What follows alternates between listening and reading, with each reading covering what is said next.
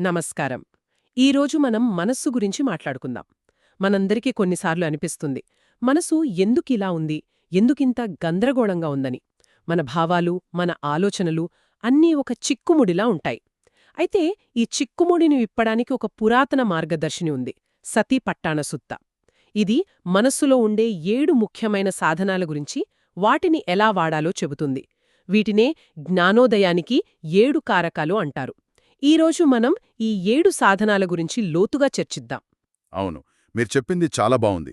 సాధనాలు అనే పదం చాలా సరైనది. ఎందుకంటే ఇవి కేవలం సిద్ధాంతాలు కావు, మనం రోజూ అనుభవించేవే. మన కోపం, ఆనందం, నీరసం, ఉత్సాహం వీటన్నిటి వెనుక ఇవే పనిచేస్తుంటాయి. ఈ మూల గ్రంథం వాటిని గుర్తించడానికి, వాటిని మనకు అనుకూలంగా మార్చుకోవడానికి ఒక దారి చూపిస్తుంది. మనస్సును మన అదుపులోకి తెచ్చుకునే ఒక కల ఇది. సరే, అయితే మొదలు పెడదాం. ఈ 7 సాధనాల్లో మొదటిది, బహుశా అన్నిటికన్నా ముఖ్యమైనది, సతి అంటారు. అంటే మైండ్ఫుల్నెస్. అసలీ సతి అంటే ఏమిటి? సరిగ్గా చెప్పారు. సతి అనేది పునాది లాంటిది. అంటే వర్తమానంలో, ఇప్పుడున్న ఈ క్షణంలో నిలకడగా ఉండగలగడం.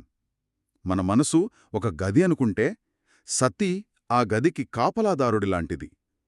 ఏ ఆలోచన లోపలికొస్తోంది, ఏ భావోద్వేగం బయటకు వెళ్తోంది అని కేవలం గమనిస్తూ ఉంటుంది, ఎలాంటి తీర్పు లేకుండా. మిగిలిన 6 సాధనాలని ఎప్పుడు వాడాలో నిర్ణయించేది కూడా ఇదే. ఓ, అంటే ఇదొక రకమైన గమనిక అన్నమాట. యాక్టివ్గా ఉండటం. సరే, ఈ గమనిక మొదలయ్యాక తరువాతి అడుగు ఏంటి? తరువాతి అడుగు పరిశీలించడం. దీనినే ధమ్మ విచయ అంటారు. అంటే విషయాల స్వభావాన్ని లోతుగా పరిశోధించడం. పరిశోధించడమా? అవును, మనసులోకి వచ్చిన ఆలోచనను చూసి, ఓ ఇదొక ఆలోచన అని వదిలేయడం సతి.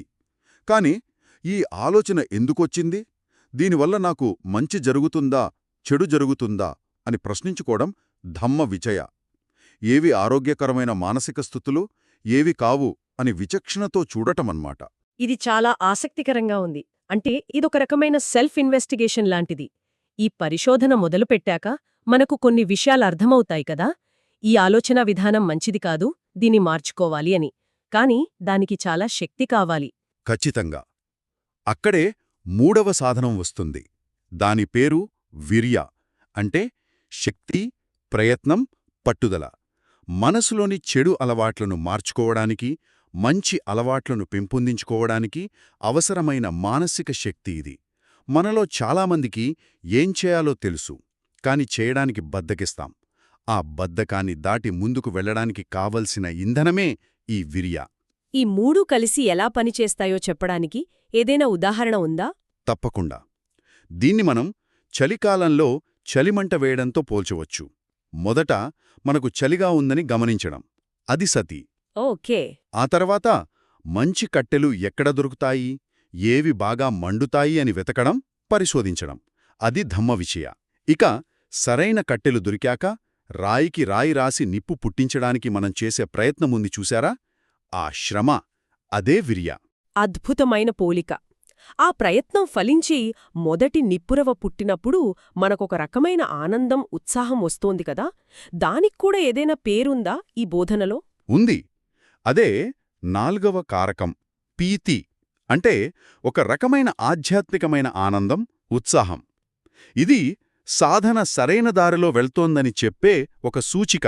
ఇది బయటి వస్తువుల వల్ల కలిగే ఆనందం కాదు, మనసు తేలికపడుతున్నప్పుడు లోపల నుండి సహజంగా వచ్చే ఒక ఉత్సాహం. ఆ మొదటి మంట పైకి లేచినప్పుడు కలిగే ఆనందం లాంటిది.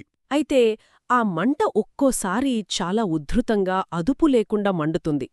ఆ ఉత్సాహం కూడా కొన్నిసార్లు మనసును చంచలంగా మార్చేయగలదు కదా. దాన్ని ఎలా నియంత్రించాలి?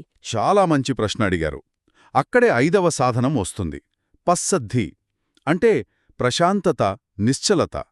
పీతి అనేది ఒక ఉత్సాహభరితమైన శక్తి అయితే, పస్సద్ధి దాన్ని శాంతపరిచే గుణం. అదుపు లేకుండా మండుతున్న మంటను నెమ్మదిగా, స్థిరంగా వెచ్చదనాన్నిచ్చే నిప్పుల కుంపటిగా మార్చడం లాంటిది. ఈ ప్రశాంతత మొదట మనసులో, ఆ తర్వాత శరీరంలో కూడా వ్యాపిస్తుంది. నాకర్థమవుతోంది. అంటే ఆనందం, ప్రశాంతత ఒకదానికొకటి వ్యతిరేకం కాదన్మాట. రెండు బ్యాలెన్స్డ్గా ఉండాలి. ఆ నిప్పుల కుంపటిలా మనస్సు స్థిరపడ్డాక ఏకాగ్రత సులభమవుతుందేమో. ఖచ్చితంగా. అదే 6వ కారకం సమాధి. అంటే మనసు యొక్క ఏకీకరణ, గాఢమైన ఏకాగ్రత. సాధారణంగా మన మనసు ఒక ఫ్లడ్ లైట్ లాంటిది. దాని కాంతి ఎంత వ్యాపించి ఉంటుంది. సమాధి అంటే ఆ ఫ్లడ్ లైట్ను ఒక లేజర్ బీమ్గా మార్చడం, మనసు శక్తినంతా ఒకే బిందువు మీద కేంద్రీకరించడం. ఆ ప్రశాంతమైన మనసుతోనే ఇది సాధ్యమవుతుంది. సరే, ఇప్పుడు మన దగ్గర ఒక శక్తివంతమైన లేజర్ బీమ్ లాంటి మనసుంది. దానితో ఏం చేయాలి? ఇక చివరి సాధనమేమిటి? చివరిది 7వది ఉపేక్ష, అంటే సమత లేదా నిష్పక్షపాతమైన దృష్టి. సుఖదుఖాలకు, పొగడతలకు, తెగడతలకు చలించకుండా స్థిరంగా ఉండగలగడం. ఆ చలిమంట దగ్గర కూర్చుని ఈ మంట ఆరిపోతుందేమో అనే భయం లేకుండా, ఇంకా పెద్ద మంట కావాలి అనే ఆశ లేకుండా కేవలం ఉన్న వెచ్చదనాన్ని ఉన్నట్లుగా అనుభవించడమే ఉపేక్ష. మనసులో కలిగే మంచి స్థితులకు అత్తుకుపోకుండా ఉండడం. ఈ 7 కారకాలు ఒక్కదానికొకటి ఎంత అందంగా ముడిపడి ఉన్నాయో ఇప్పుడు అర్థమవుతోంది. కాని ఇక్కడే ఒక సందేహం. ఈ మూల గ్రంథం ప్రకారం వీటిని అర్థం చేసుకోవడంలో 2 ముఖ్యమైన స్థాయిలున్నాయంటారు. అవేమిటి?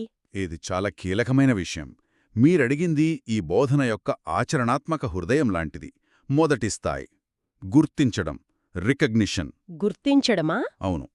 ప్రస్తుతం నాలో ఈ కారకం ఉందా లేదా అని తెలుసుకోవడం.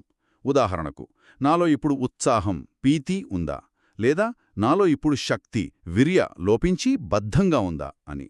ఉన్న వాస్తవాన్ని గమనించడం. ఇది మొదటి అడుగు. అంటే మన మానసిక స్థితికి ఒక పేరు పెట్టి చూడటం. సరే, ఇదర్థమైంది. కాని కేవలం గుర్తిస్తే సరిపోదు కదా. నాలో బద్ధకముందని గుర్తించాను. తర్వాత ఏంటి? అక్కడే 2వ స్థాయి వస్తుందా? సరిగ్గా పట్టుకున్నారు. 2వ స్థాయి పెంపొందించుకోవడం, కల్టివేషన్. ఇది చాలా లోతైనది. ఒక కారకం మనలో లేనప్పుడు అది రావడానికి గల కారణాలను అర్థం చేసుకుని ఆ కారణాలను సృష్టించడం. అలాగే ఒక కారకం ఇప్పటికే మనలో ఉన్నప్పుడు అది మరింత అభివృద్ధి చెందడానికి ఏం చేయాలో తెలుసుకోవడం. ఒక ఉదాహరణతో చెప్పగలరా? తప్పకుండా. నాలో శక్తి లేదు, బద్ధకంగా ఉంది అని గుర్తించడం మొదటి స్థాయి. శక్తి ఎందుకు లేదు? బహుశా నిరాశావాదంతో ఆలోచిస్తున్నానేమో.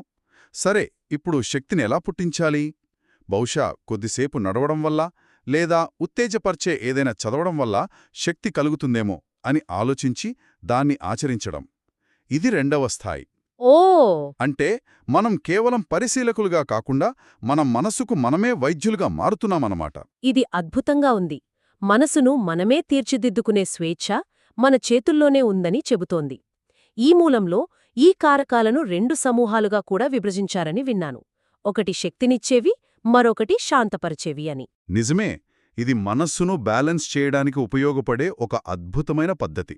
ఒక సంగీత విద్వాంసుడు తన వాయిద్యాన్ని శృతి చేయడం లాంటిది.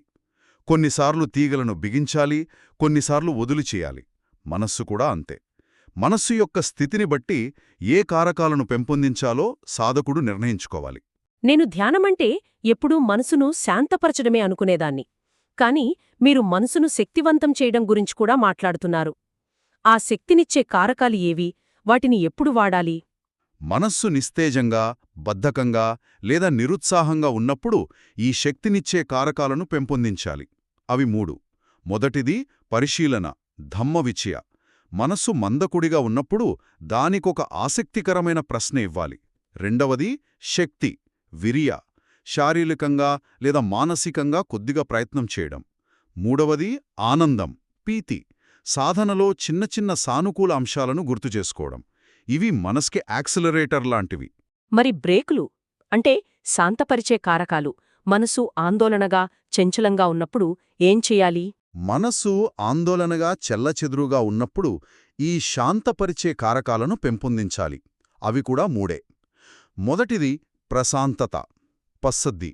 శ్వాస మీద ధ్యాస పెట్టడం ద్వారా మనసును శాంతపరచవచ్చు. 2వది ఏకాగ్రత, సమాధి. దృష్టిని ఒకే విషయంపై కేంద్రీకరించడం వల్ల అనవసరమైన ఆలోచనలు తగ్గుతాయి. 3వది సమత, ఉపేక్ష. జరుగుతున్న దానిని మార్చాలని ప్రయత్నించకుండా కేవలం గమనించడం. ఫలితాలపై ఆసక్తి లేకుండా ఉండటం. ఇవి మనసుకి బ్రేకుల లాంటివి. యాక్సిలరేటర్, బ్రేకులు. అద్భుతమైన పోలిక. కానీ ఏ సమయంలో యాక్సిలరేటర్ నొక్కాలి, ఏ సమయంలో బ్రేకులు వేయాలో ఎలా తెలుస్తుంది? మళ్ళీ మనం మొదటి కారకం దగ్గరకే వస్తాం. సతి. ఆ డ్రైవర్ యొక్క చురుకైన గమనికే సతి.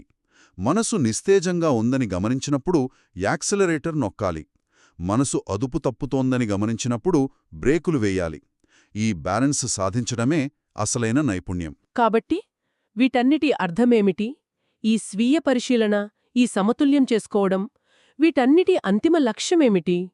ఒక పరిపూర్ణమైన సమతుల్యమైన మనసును సృష్టించుకుని దానితో ఆనందంగా ఉండటమేనా? అంతిమ లక్ష్యం ప్రపంచంలో దేనికి అంటిపెట్టుకోకుండా స్వతంత్రంగా జీవించడం నేర్చుకోవటం. ఒక్క నిమిషం. అంటే మనం కష్టపడి పెంపొందించుకున్న ఈ ఆనందం, ఈ ప్రశాంతత వంటి అద్భుతమైన స్థితులకు కూడా అతుక్కోకూడదనా?